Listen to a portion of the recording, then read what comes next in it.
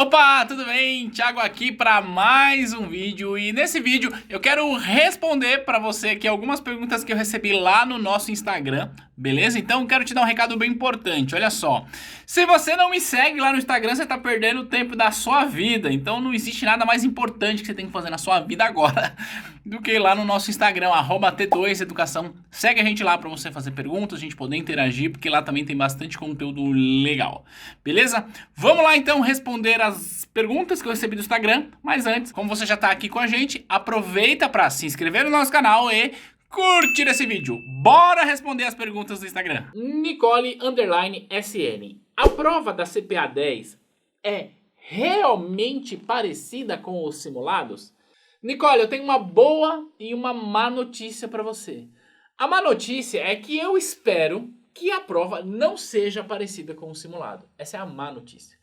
A boa notícia é que se você aprender o conteúdo do simulado, aprender, não decorar, você será capaz de responder qualquer pergunta a respeito do tema.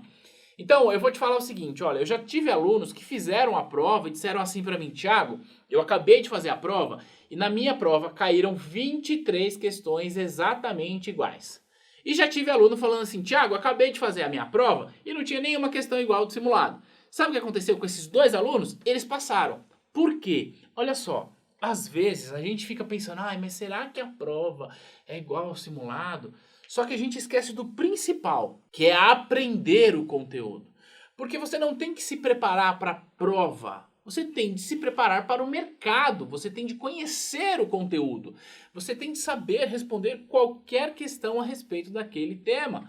E como que você faz isso? Estudando com o material atualizado, tirando suas dúvidas e, claro, fazendo simulado que sejam simulados que estejam de acordo com o conteúdo que você estudou.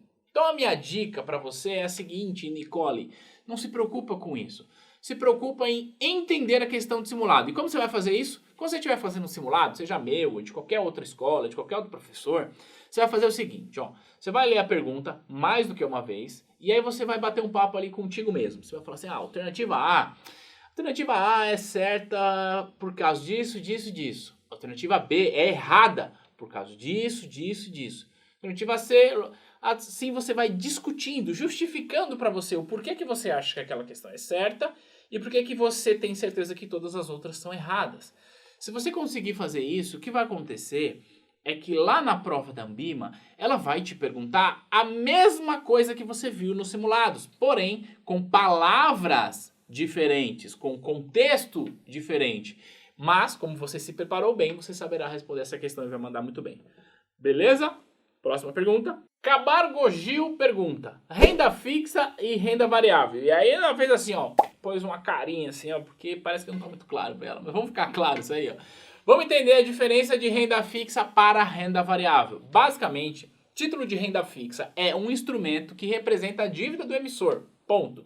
E título de renda variável não representa a dívida do emissor. Vamos com calma. Quando uma empresa emite um título de renda fixa, o que ela faz? Ela está contraindo uma dívida. Então ela diz assim para o investidor. Investidor, eu, empresa, preciso de dinheiro emprestado aqui. E nós vamos combinar o seguinte, ó. Daqui a 5 anos, eu vou te devolver esse dinheiro acrescido de uma taxa, sei lá, de 10% ao ano. Combinado? Olha o que a gente tem aqui, ó. Característica da renda fixa. Tem prazo, certo? Então aqui no nosso exemplo, 5 anos. Tem taxa, é uma taxa previamente conhecida. Aqui foi 10% ao ano, mas poderia ser 90% do DI, 100% do DI, 300% do DI, sei lá, beleza? E representa a dívida do emissor. Importante, renda fixa sempre tem essas características. Na renda variável, não. Quer ver eu te dar um exemplo de renda variável que você já conhece? Quando você compra uma casa, você foi lá na imobiliária, comprou uma casa, um apartamento e o que acontece nisso? Você está emprestando dinheiro para o ex-dono daquela casa? Não, né? A casa é sua, faz parte do seu patrimônio. Você não está emprestando dinheiro. Isso é renda variável. Você sabe quanto você vai ganhar investindo dinheiro na casa? Não, né? Tem data certa para esse dinheiro voltar para sua conta? Também não. Isso é renda variável. Então, quando você compra uma ação que é renda variável, o que você está fazendo? Você está emprestando dinheiro para a empresa? Não. Você está se tornando sócio daquela empresa. Então, aquela empresa agora é sua também. Um pedacinho dela é seu, certo? Tem data certa para essa grana voltar para você? Não tem, certo? Para essa grana voltar para você, você tem de vender no mercado secundário. E tem alguma taxa negociada? Você sabe quanto você vai ganhar? Não sabe. Por isso é variável. Beleza? Renda variável nenhuma tem FGC e renda fixa que é emitido por banco tem FGC. Fechado? Próxima pergunta. @denise.martins.53 fez a seguinte pergunta: como absorver o conteúdo de modo rápido? Vamos dar uma filosofada aqui sobre isso aqui e dar uma dica que pode ajudar no seu processo de estudos. Eu quero falar com você sobre eficiência no estudos. Primeira coisa, que é uma notícia triste, é que não tem milagre. Você só vai aprender alguma coisa a partir do momento que você se permite conectar-se com aquela coisa. É impossível você aprender por osmose. Aliás, se for possível, me avisa que eu também gostaria. Mas existe o jeito rápido e existe o jeito devagar. E eu vou te falar uma coisa para você, que o jeito rápido, sabe como que é? É estudando menos. Deixa eu te explicar isso, ó. Algumas pessoas acabam se iludindo de que se elas estudarem 4, 5, 6 horas por dia, elas vão conseguir ali, em uma semana, ver todo o conteúdo e aprender e etc e tal. Algumas pessoas conseguem? Sim, conseguem. Mas eu vou te falar uma coisa. É muito mais efetivo você estudar 1 hora por dia, altamente focado, altamente focada, do que você estudar 5, 6 horas por dia e nesse intervalo ter muita dispersão, tá? Então, vou te dar uma dica técnica de estudos que vai te ajudar. Olha só, primeira coisa, é comprovado que o nosso cérebro, ele perde o foco muito rapidamente. Então, você está olhando uma coisa, pensa quando você está assistindo uma série, aquela série que você mais gosta. Mesmo sendo aquela série que você mais gosta, você assiste ali 10, 15 minutos, de repente seu cérebro vai lá, pensa no boleto de amanhã e não sei o que, lembra do Zap Zap, aí você vai lá, opa, volta aqui que a série tá interessante. Não é assim que funciona? É assim a vida, a gente não consegue ficar muito tempo concentrado. Então qual que é a dica? Você vai preparar o seu ambiente de estudos, organizar o seu ambiente de estudos, verdade, organiza, tira a bagunça, deixa a sua mesa limpa, só o seu computador, só o seu celular e só o seu caderno, tá? Por quê? Quanto menos informação você tem ao seu redor, menos você se distrai. Então isso você está sinalizando para o teu cérebro, olha, agora eu quero estar altamente focado.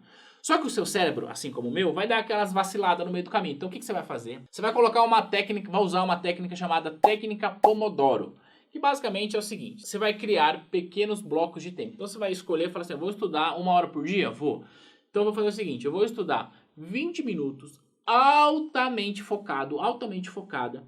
E aí eu vou colocar para despertar o meu celular. Essa técnica chama Pomodoro porque as pessoas usam aquele reloginho de cozinha, sabe? De forno. De colocar comida lá para fazer. Então, por isso chama Pomodoro. Eu vou colocar o meu celular para despertar por 20 minutos. E quando ele despertar, é o momento que eu vou desfocar.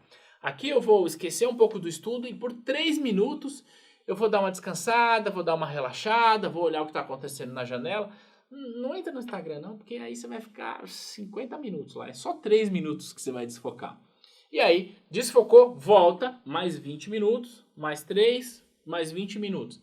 Assim, você criando esses pequenos blocos de tempo, a sua capacidade de absorção é muito maior do que se você ficar o dia inteiro estudando. Então a minha dica é estude menos para produzir mais. Então esse é o jeito mais rápido que tem de você aprender o conteúdo. Usando essa técnica para que você esteja altamente focada na hora dos seus estudos. Beleza? A Juliana.ferrari.908 escreveu assim, API. Eu acho que ela quis dizer sobre a análise do perfil do investidor, certo? Ju, seguinte, a análise do perfil do investidor é um processo que o investidor precisa se submeter antes de fazer a primeira aplicação na instituição financeira. Tá? Então, se abriu conta na instituição financeira, se for um banco, abriu conta ele não vai necessariamente pedir API, tá? Agora, se é uma corretora, você abre conta, ela já coloca o API você ali, porque não tem razão nenhuma de você abrir conta na corretora se não for para investir, beleza? Então, pense o seguinte, API sempre antes da primeira aplicação. E hoje, a API funciona basicamente para proteger a instituição financeira de fazer caquinha. Ela vai te fazer ali uma série de perguntas, vai traçar o seu perfil, em 3 perfis possíveis, conservador, moderado e agressivo, alguns vão chamar de arrojado e tá tudo bem, é a mesma coisa. E aí, depois que definiu o seu perfil, ela vai recomendar produtos de investimento para você com base em um destes perfis. certo? Algumas coisas que você precisa saber sobre a API. 1. Prazo de validade de 24 meses. Portanto, no prazo máximo de 24 meses precisa ser renovada. Outra coisa que você precisa saber é o seguinte, que ela é preenchida sempre na primeira aplicação na instituição financeira e não no produto. Então, se eu tenho um CDB do banco A e eu preenchi o API antes disso e eu quero comprar uma LCI do banco A e está dentro do meu perfil, eu não preciso preencher de novo se a minha API estiver vigente, certo? Outro ponto que é importante você saber é que se o cliente não tiver API, ou se a API estiver vencida, ou se o produto não tiver de acordo com o perfil dele, você, profissional do mercado financeiro, não pode recomendar produtos de investimento para este cliente. Vai ter que falar ao cliente, preencha aí a API para eu poder recomendar para você, certo? Agora tem uma coisa, e se o cliente não quiser preencher a API, como é que a gente faz? E aí, você pode recomendar? Pode aplicar? Não pode? Olha só, uma coisa é eu chegar para você e falar assim, ô Ju, ou você que está me assistindo, eu tenho aqui 100 mil reais, qual produto você me recomenda? Aí você vai olhar e falar, Thiago, você tem API, então eu posso te recomendar, certo? Thiago, você não tem API, então eu não posso te recomendar, a menos que você preencha a API, certo? Isso é uma coisa. Outra coisa é eu chegar para você e falar assim, olha, eu tenho aqui 100 mil reais e eu já decidi que eu quero colocar nesse fundo de ações Petrobras aqui. Você está fazendo alguma recomendação? Não, você não está recomendando. Você vai só obedecer a minha ordem ali com o meu dinheiro, certo? Então o que eu quero dizer para você é o seguinte. A API ela serve hoje para proteger a instituição financeira e o profissional que está lá. Portanto, se o cliente não tem API, você pode recomendar produto para ele? Não. Mas se ele já tem a opinião dele formada e se ele quer aplicar, você deve aplicar o dinheiro do cara. Afinal de contas, o dinheiro é dele. Beleza? Então guarda isso. Não recomenda, mas aplica. Fechado? Então é isso, essas foram algumas perguntas que eu recebi lá no nosso Instagram.